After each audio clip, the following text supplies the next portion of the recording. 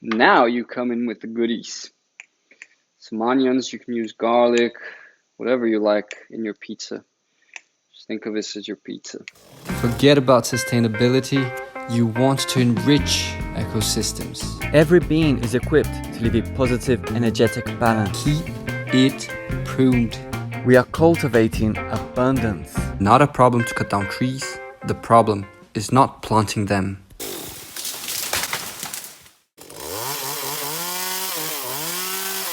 What is up, YouTube? Welcome to the Agroforestry Academy channel. Today we're in the kitchen, as you can see. Today's video I'm going to show you how to make my favorite product with cassava. The mosquitoes are killing me. But let's get it on.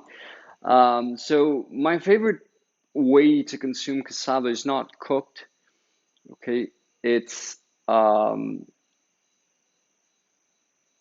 ground and turned into what we call Beiju. This is a sort of a pancake made from cassava, and I'm going to teach you how to do it. There are many ways that people consume cassava around the world. It can be turned into cakes, or you can produce beijus, which I will tell you. It can be cooked, it can be fried. In Africa, they will even eat it raw. It's important to understand that cassava, there are two different species of cassava. There are actually quite a few different species, some wild ones. But most of the ones that people plant, they are either sweet cassava, which is the one that can be consumed cooked.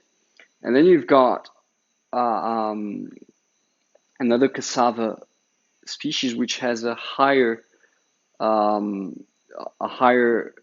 percentage of cyanhydric acid, which is a toxin. Okay, it's a very strong poison actually, and can kill people. So we only cook and eat the sweet cassava, because the other cassava needs to go through the process I'm going to show you right now in order to take away all the cyanhydric acid so that you can consume it. Okay, and then basically this is done by shredding it and pressing it to take away all of the water of the cassava, because then the cyanhydric acid comes out with it.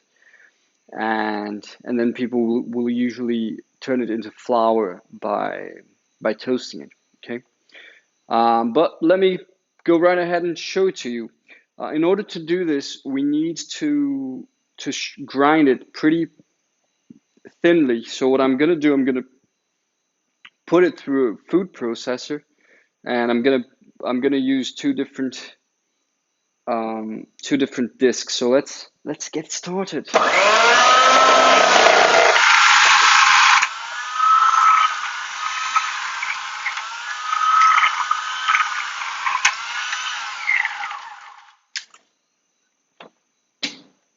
So the first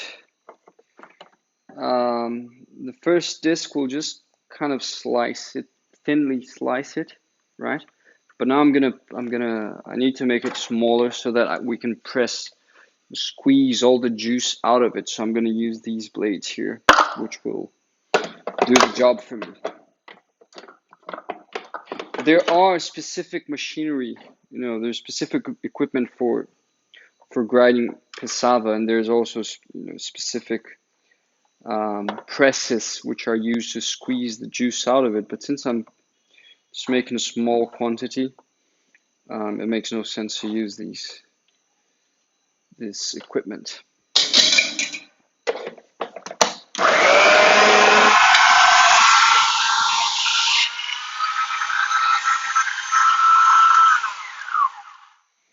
So I need to make sure that it will be properly ground.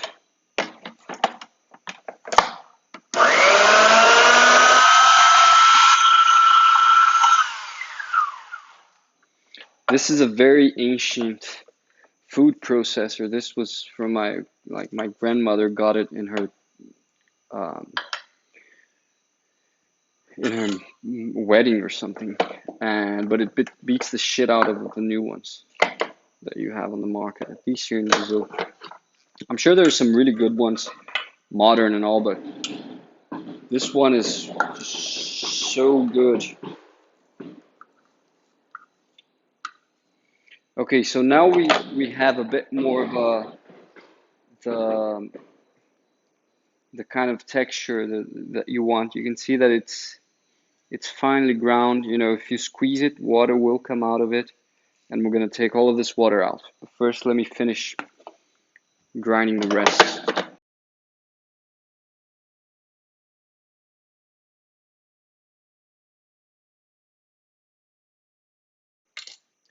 And now we're going to squeeze the juice out of the cassava. This can be done with the help of a clean piece of cloth.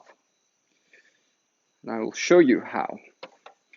Just get a vessel, you know, like a pan or something, to a pot, so that you can get the juice. The juice is usable.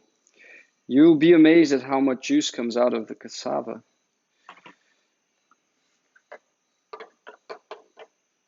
You know, it's like 40–50% of its weight, I think. Check it out.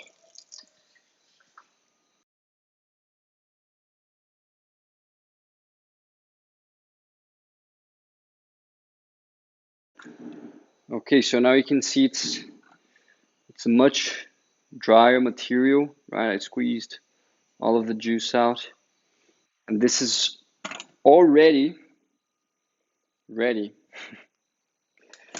to go to the pan, but let's finish squeezing the rest.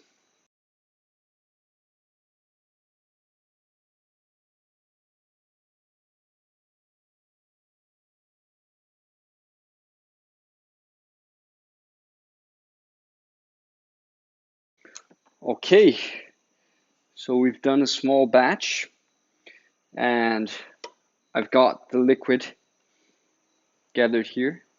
You can see it's kind of looks a bit like milk. This milk, right, the water from the cassava.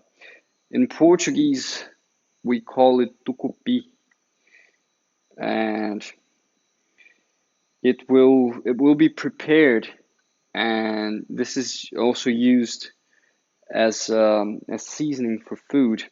And I have another pot here, which has been I squeezed it probably 3 or 4 days ago, and I let it sit for a while at room temperature so that it ferments a bit.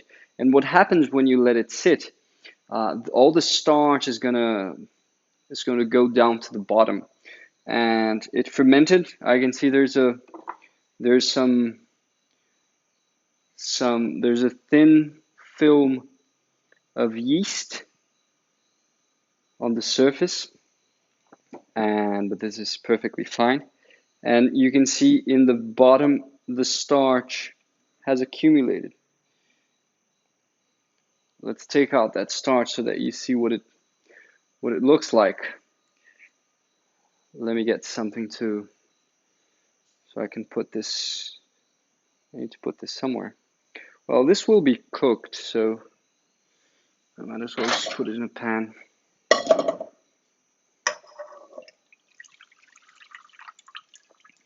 This liquid now can be cooked. I like to cook it with chili pepper, garlic, coriander seeds, black pepper, all sorts of seasoning, and it becomes this delicious beverage.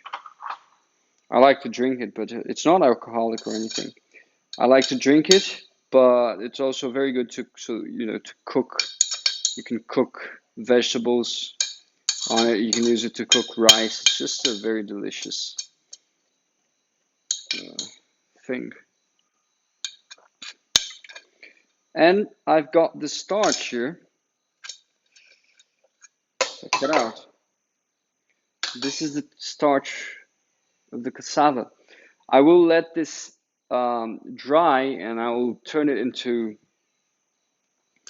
a powder, which I don't know if I have it ready here. Yeah, I do. It becomes this. This one was bought in the market, but this is what this starch will become once it is dry. So it's a flour-like. See? No? Here we go. Okay, it's a flour. And I'm going to mix a bit of the flour in this squeezed shredded cassava.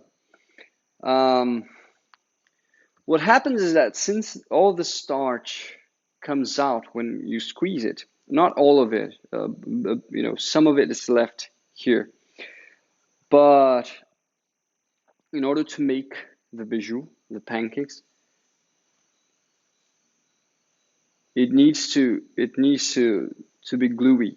Okay, so it needs to have a bit more starch because the starch is what's gonna glue it a bit. So what I'm gonna do here, this can be used as it is. I'll just mix it with some of this cassava starch, which we call tapioca. Tapioca. You probably heard about it. Um, and I'm gonna make the pancake. Okay, I'm gonna show it to you in a bit. Alternatively, and what I like to do more, and this is my preferred way to do it, I will ferment this. And the way to do it is you will just put this in a glass pot and you just squeeze it. You will press it until you will compact it inside the jar as much as you can, and you will fill it up to the brim and close the lid to make sure there's no oxygen at all inside the pot. You shouldn't close the lid too tight because it will produce some gases, so it might blow up. Just close it properly. Just don't lock it really tightly. And you know, at room temperature, between 22 and 26 degrees Celsius, it will ferment in 3 to 5 days, and it will get a delicious sour taste. And then you can use it. You can use that fermented material just as you will use this one. The texture maintains the same. Okay, so let's take a look on how to produce the delicious beiju. All right, so first thing I'm gonna mix a bit of the starch, like I told you, to this material here. Just a little bit, doesn't have to be a lot, just a handful. Mix it properly and thoroughly. Think of this, I said it's kind of like a pancake. I like to think of it as a pizza.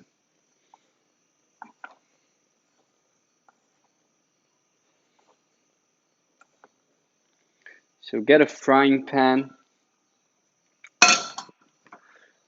I'm a bit of a butter addict, so I'm gonna use some butter.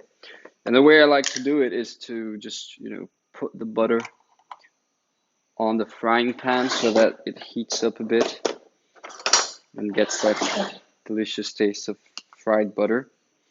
But you can do it directly without any sort of oil, right? You can use coconut oil if you wish, but you can just do it dry. It works as well. Of course, if you do it dry, you got to be a bit more careful so that it doesn't stick. But if you like butter, it's the tastiest way to do this. Okay, so now you spread it out evenly on the frying pan.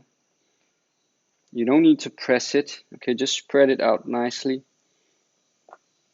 Make sure it's well spread.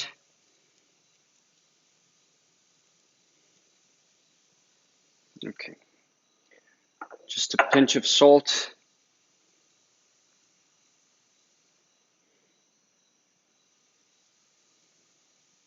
Let it sit for a couple of minutes. In the meantime, I prepared here some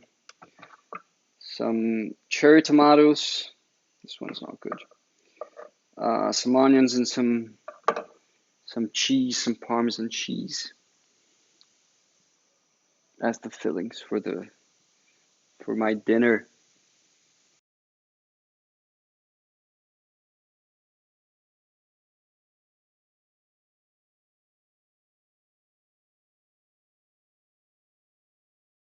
You can check every now and then to see if it's already released from the bottom of the pan.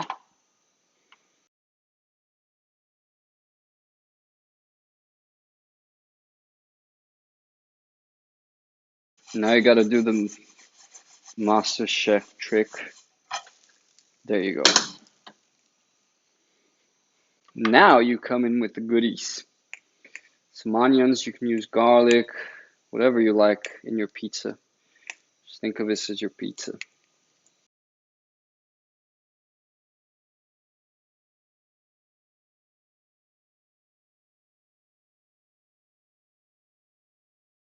And some cheese as a nice finish. Who doesn't love some cheese?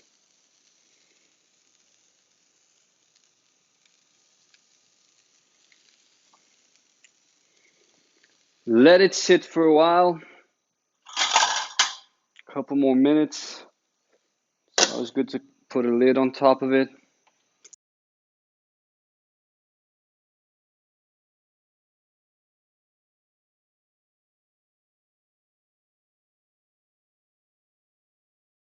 You know, the video is fast, but this process of of frying it, it's not really frying it, but the process that happened in the frying pan took about 3 to 5 minutes, okay, counting both sides. So just for you to have an idea of how long it should be. Now it's perfect.